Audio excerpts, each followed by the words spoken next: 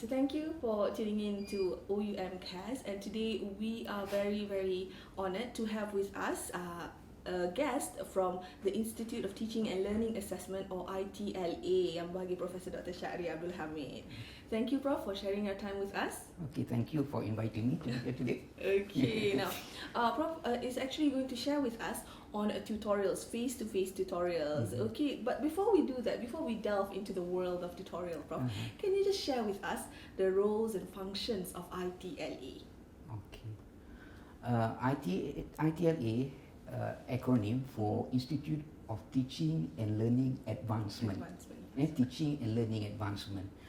Basically, it came into being as a result of our desire to enhance actually teaching and learning, and of course couple it assessment at OUM, in trying actually to move students' learning to a higher level in our effort actually to produce actually quality graduates. So we thought that there are a lot of functions that rest actually with a couple of units at that time, like tutor, TMU, tutor management units, and so on, and then the related function carried by faculty, and then our effort to improve kita punya assessment, enhance kita punya online discussions, and so on. So it is thought that TMU should be actually replaced by actually another unit which could actually not only manage actually tutor, but also actually focus on the services that are provided by actually tutors and academics, in particular teaching, and what more important is learning of our students actually. That's why you call teaching learning advancement.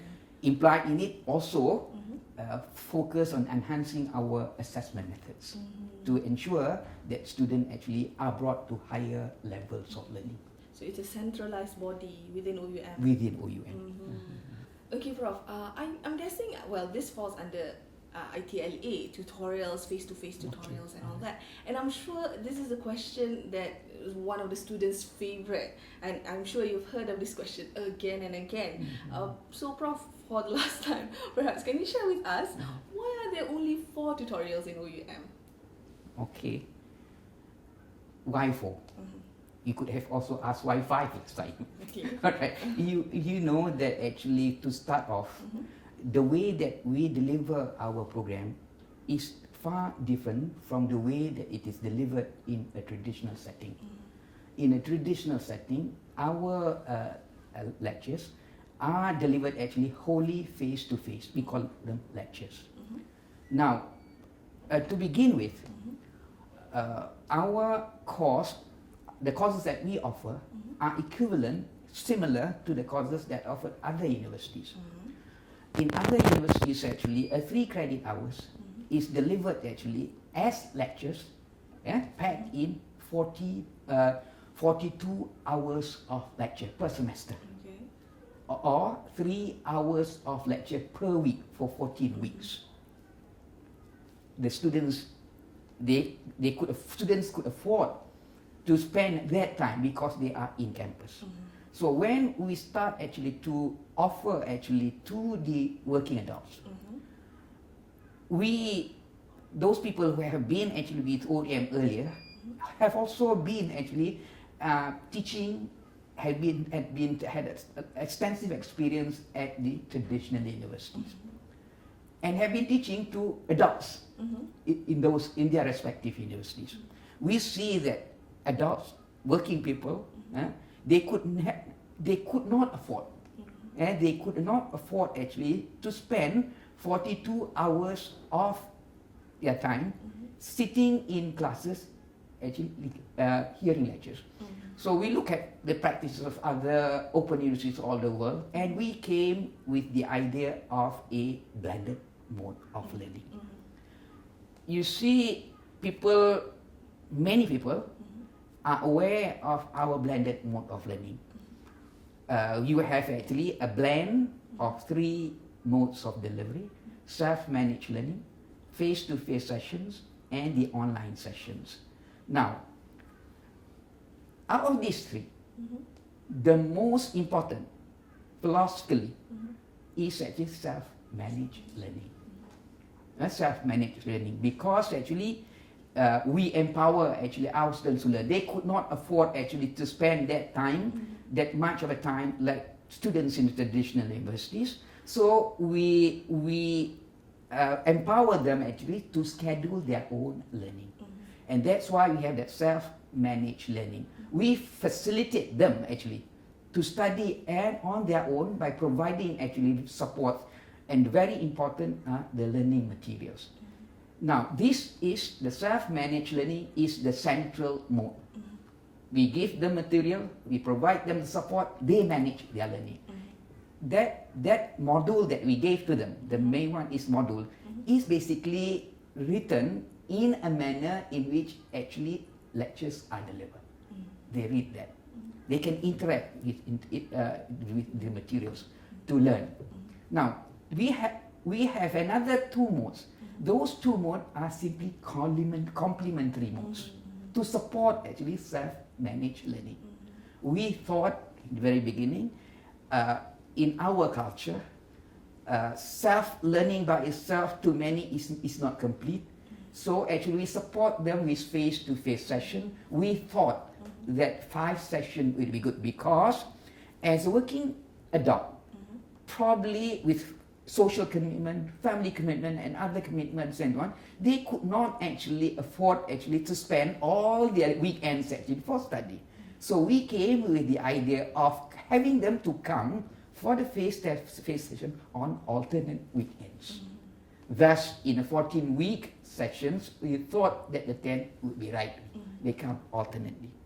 Now, during that time, the face-to-face session, they are not hearing lectures. They are supposed actually to interact with tutors, interact among themselves and so on, discussing actually difficult concepts and so on, and tutor bringing them to higher levels of learning beyond what is given in the text, in the module. The online session is to bridge the gap between the two face-to-face sessions. They may be reading on their own, then they come across difficult concepts, and if they were actually to wait until then they have to wait, some may have to wait for 2 weeks before they have the opportunity to pose related questions to the tutor. Thus we have the online to bridge the gap. But however, the relative role actually, a role of these mode have changed. And learners' reaction actually, dependence on each one also have changed.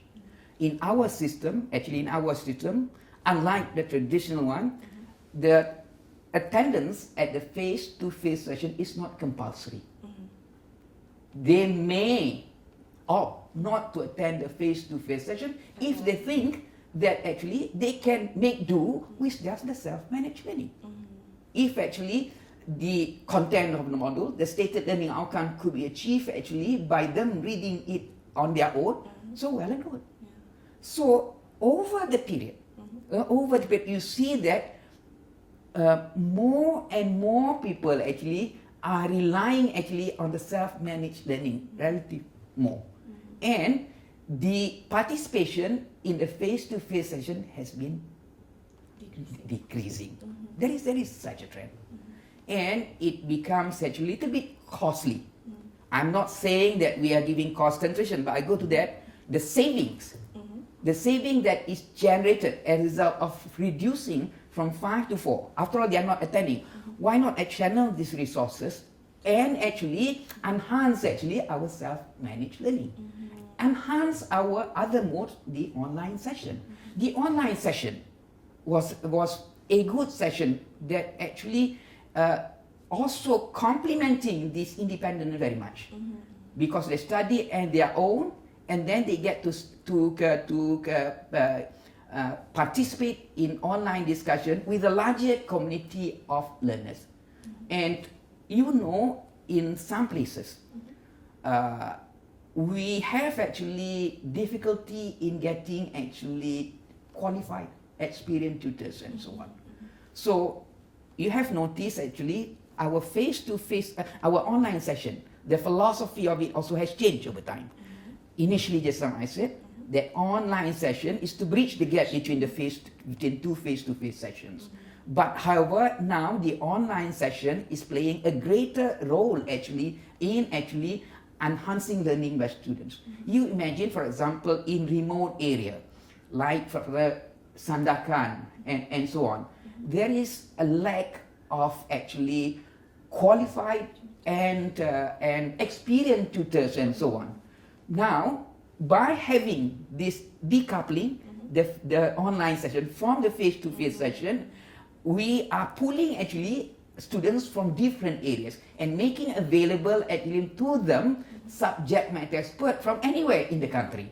And through that, students get actually better facilitation from more knowledgeable and more experienced who are subject matter experts. So much so that actually our online session now also is playing a primary role in actually delivering our courses and our program. And in fact, yes, you have heard like our MIT Masters in MIT Masters in Structural Design and Technology is actually offered wholly online, and with tutors actually from all over the world. Actually, we are moving to that. So it's not just about the number of the tutorials. Not like the number, but actually the quality teaching and learning through change in the relative role played by the other two components. And the savings actually, as I said, the saving from one session could be channeled to enhance the other two modes, which are actually gaining their relative importance. I guess it's breaking away from the conventional classroom. Basically. Okay. Breaking away from the conventional classroom and imagine making actually available resources from other parts of the country, from different parts of the world to our students. Yeah, you can find that only on OUM. Yes. Okay. Now, Prof, you've mentioned again and again the importance of having qualified tutors, experienced tutors, and in OUM is actually one of our one of our Tan Sri's Yang Bahagia President's credo. Yeah, it's always about learner-centeredness. It's always about our learners' best interests at heart. So one way this is translated is actually in terms of our tutors. So can you share with us what does ITLA look for in a tutor? What are the characteristics we actually specifically look for when we look for tutors? Okay. Before I answer it directly, I think I like to emphasize actually the role played by our tutors. Tutors at OUM plays a different role from tutors in traditional setting, in a traditional university. In a traditional university, you have actually the lecturers, professors and so on, conducting actually the lecture, delivering the lecture to students, and the tutors normally graduate students or final year students in the bachelor degree actually giving tutorials to the students. But in our case, the tutors play a different role. In our mode of delivery, there's no lecture per se. The module replaces the lecture. Because we said that modules are really, which actually the prime tools of learning contains actually lectures made by lecturers. Now, and you know our module contains actually the basic information that is required out of the program. Now, what we like to do is actually now with time that